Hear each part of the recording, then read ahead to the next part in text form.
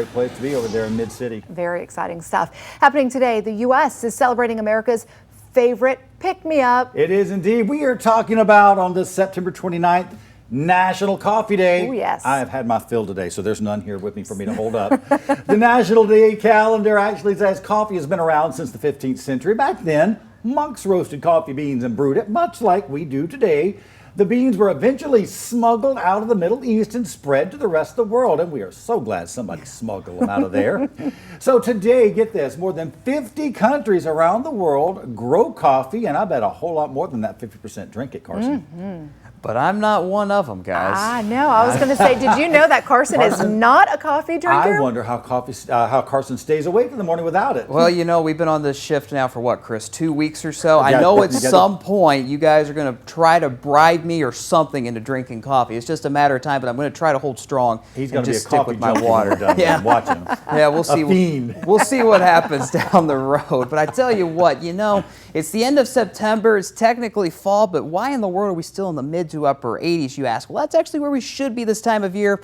And just remember to keep things in perspective. This time 2 years ago, September 29th through October 5th of 2019, those were all the high temperatures this time 2 years ago. 97, 99, 100 degrees on October 2nd and 3rd. This time 2 years ago, the latest we have ever seen 100 degrees here in North Alabama on October 3rd, 2019. So just remember, if you're walking around today and you're like, man, it's really hot for late September, just remember it could always be a lot worse. Outside this morning in Muscle Shoals on the WAATS 31 Skycam network, just seeing that mix of sun and clouds, 83 degrees in northwest Alabama right now. And going through the day today, we're going to top out in the upper 80s. I've bumped up our forecast high to 87 this afternoon.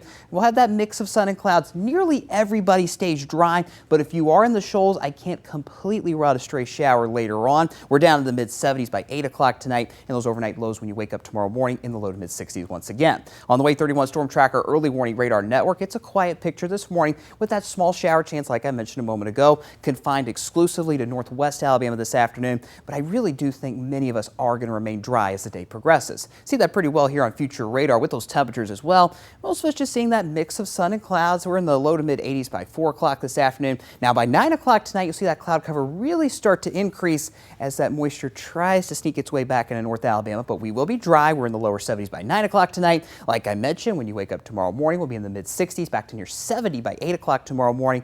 And one data source in particular, this data source I'm showing you here, has been very consistent on showing a couple showers develop early tomorrow morning in northwest Alabama. It's not out of the question, but I think a lot of us are going to remain dry. And notice that shower coverage does expand as the day progresses. There's 6:30 tomorrow evening, and once the sun goes down tomorrow night, we'll start to dry things out once again. So these daily rain chances will continue for the next 7 days. No day looks like a washout, so don't cancel any outdoor plans you might have.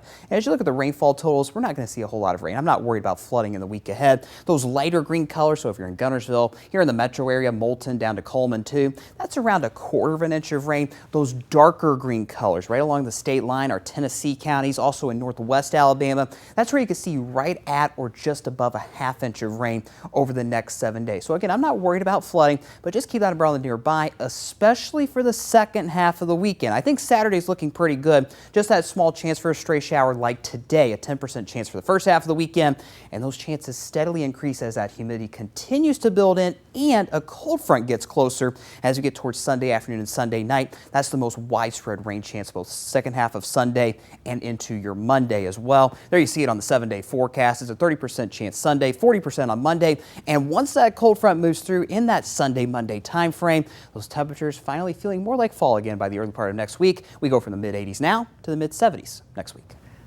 Let's handle some